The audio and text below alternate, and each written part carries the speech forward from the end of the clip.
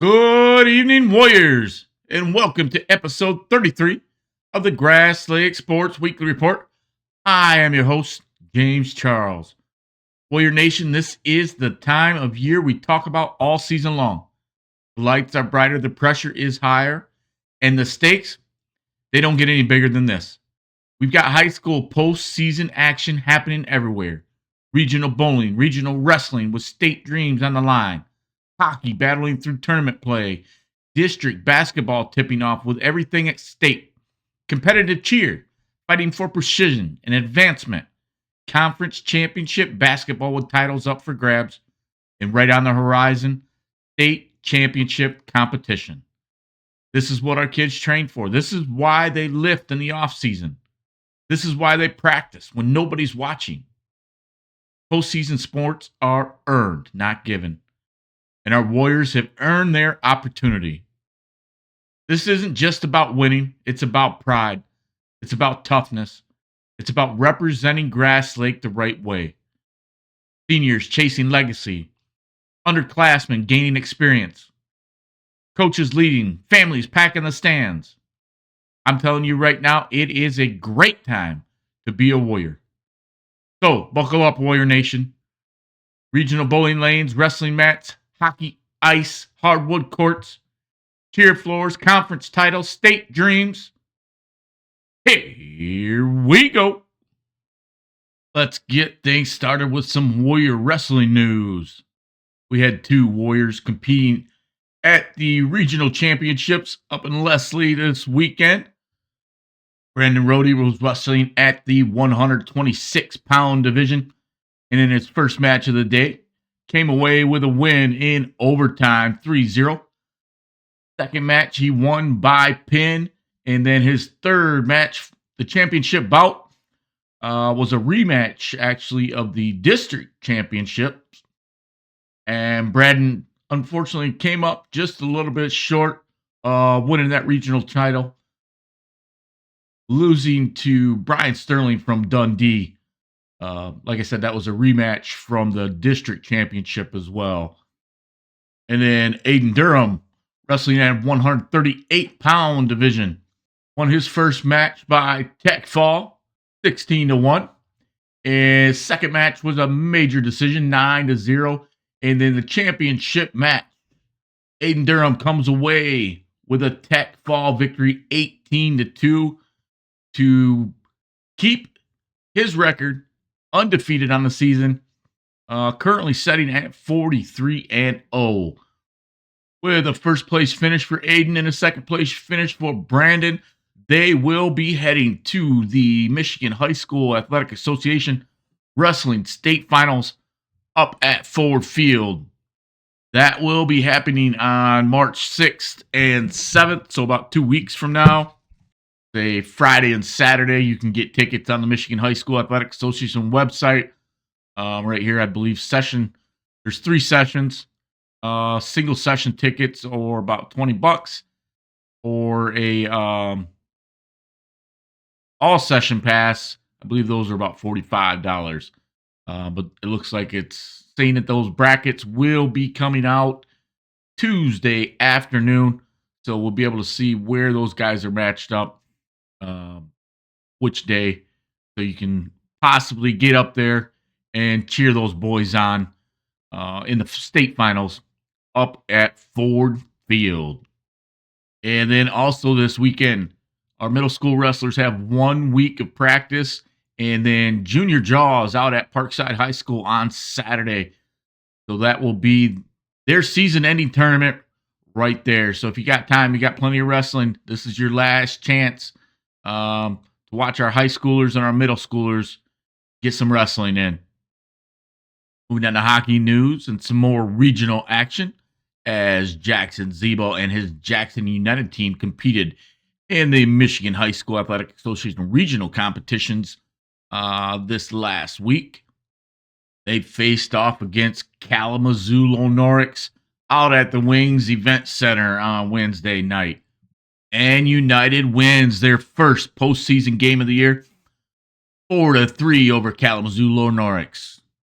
That puts them in the regional finals against DeWitt, set for Wednesday, February 25th. Looks like the puck drops at 7:30 p.m. out in Kalamazoo at the Wings Event Center. Good luck to United as they continue to move forward in postseason action.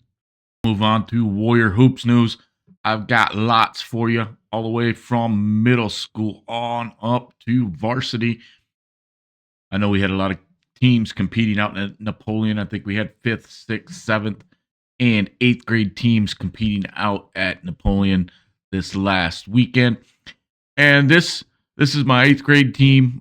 They wrapped up their season at Napoleon. That was the culmination of a season that began back in November with their middle school program, and then we carried it on a little bit longer, January and February, and competed in some tournaments. It's bittersweet.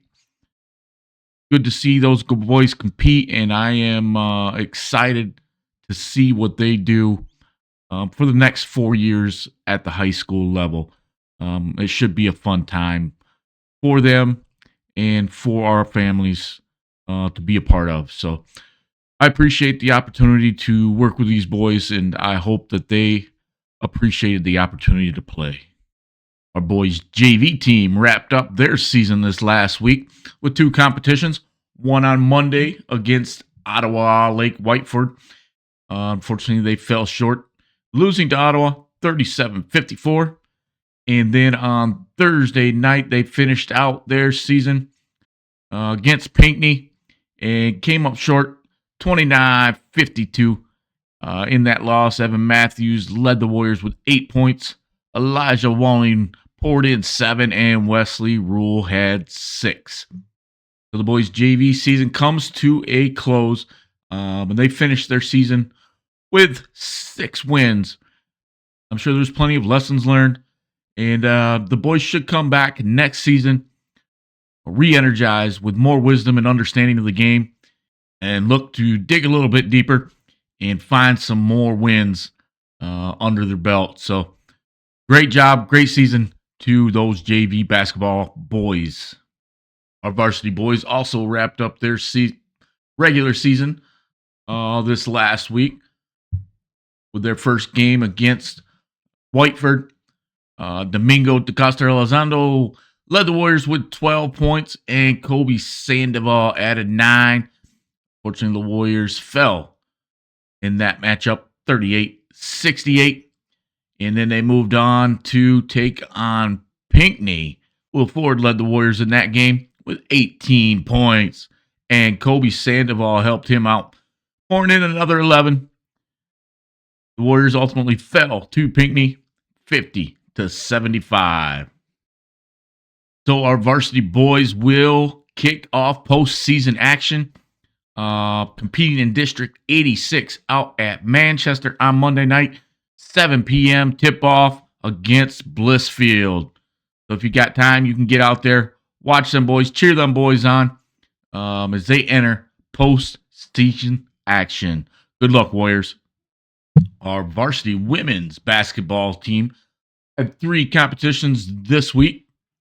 One at home against Leslie, one on the road against Leslie, and then the Cascades Conference Championship out at Spring Arbor against Columbia Central.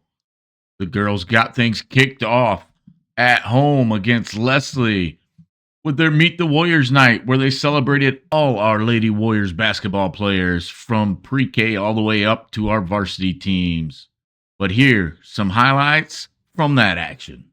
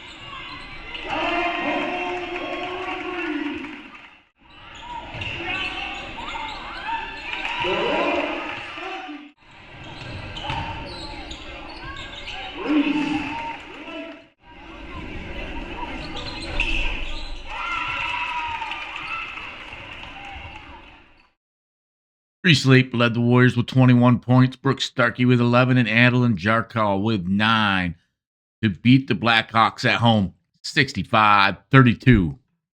Then on Thursday night, they traveled out to Leslie for a rematch with the Blackhawks.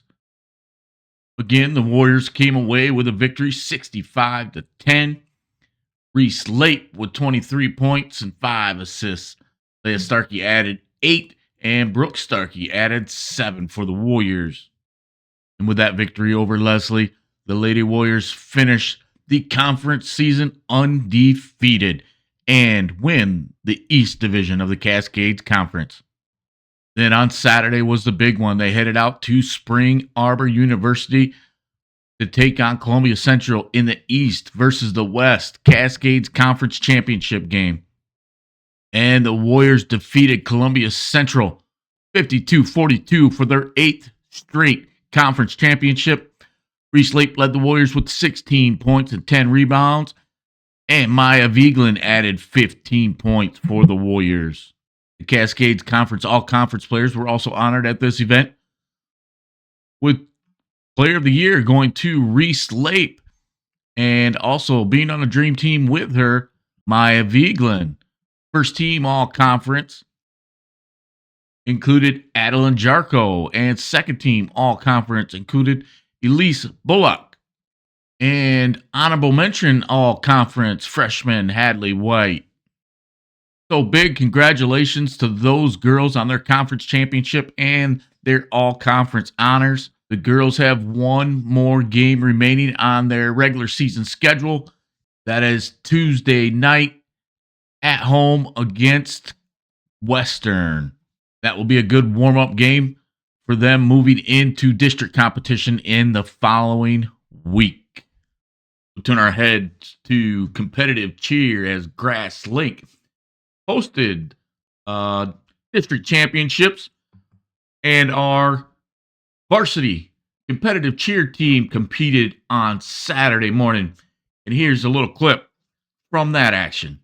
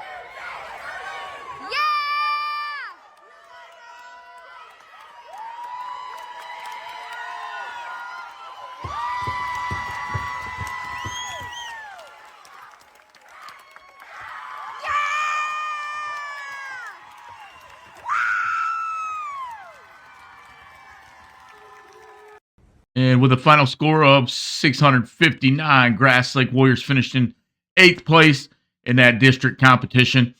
And that will be the last competition of the year for those ladies. Looked like they were having a lot of fun. And I'm sure that's how the entire season went. So congratulations to those girls on just having an enjoyable season and representing the Grass Lake Warriors. Then we've got some Warrior bowling news for you, as both our boys and girls varsity bowling teams were competing up in Lansing at the regional competition. And our Lady Warriors finished in first place with a total score of 3,057, well ahead of second place Michigan Center. Congratulations to our Lady Warrior Bowlers for bringing home that regional championship. Then in an individual level, we had 3 Lady Warriors qualify for state finals. Marielle Shaffrin with a total score of 1092. Maddie Bush in 5th place with a score of 978. And Emma Troyer in 7th place with a score of 973. So these 3 young ladies will also be heading to the state finals on an individual basis, not only representing the Warriors with their entire varsity team, but also representing themselves in the individual portion of the competition. And in the boys' side of things, unfortunately, the boys' season comes to an end, finishing just outside of qualifying for the state competition. Grass Lake finished in 3rd place with a score of 3,212, just behind Bronson with a score of 3,273. In the boys' individual competition, we had 3 Grass Lake Warriors inside the top 16. Braden Relier finished in 16th place. Xander Wire finished in 14th place. And Hunter Thomas finished just outside of qualifying for the state finals in 8th place.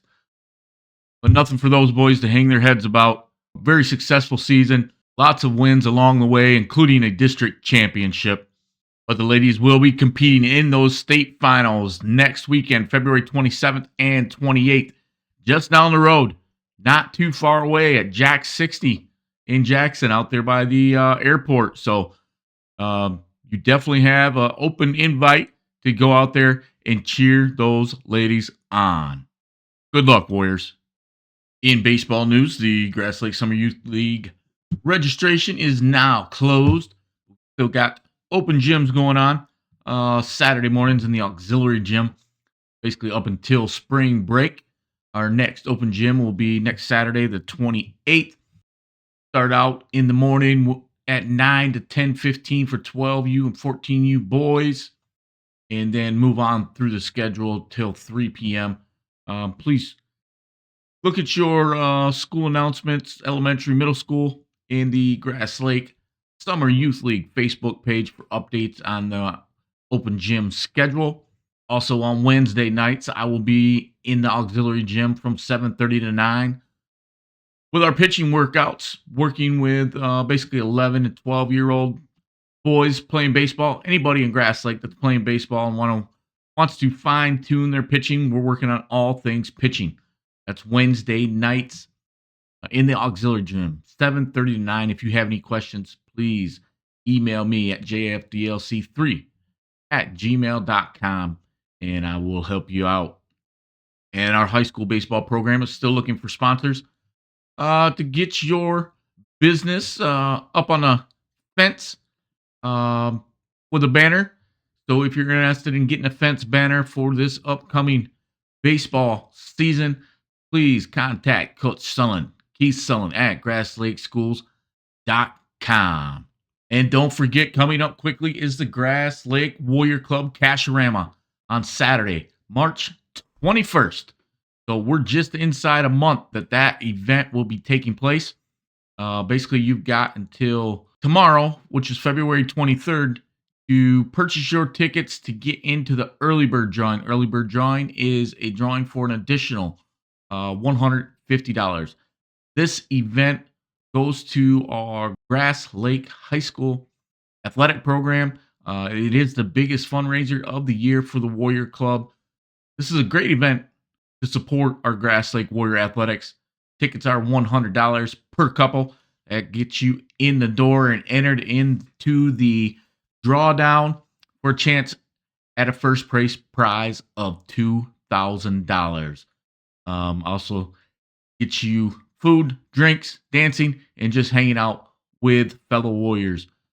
Get your tickets from any Grass Lake Warrior Club member or stop into the high school at the office and they will steer you in the right direction. So, once again, get your tickets soon. This event is just around the corner. Warrior Nation, that's what postseason looks like. Let me just remind you this channel is bigger than one team, one grade, or one season.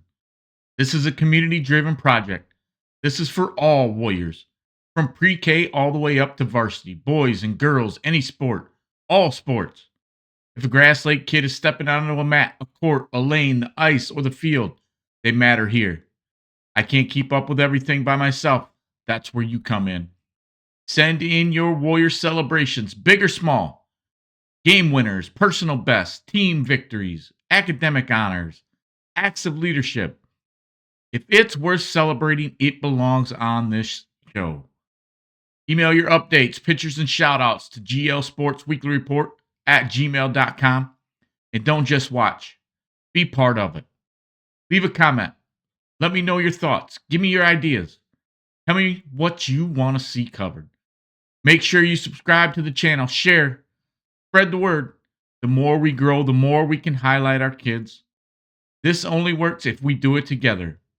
Until next time, God bless our kids. God bless our community. And go Warriors!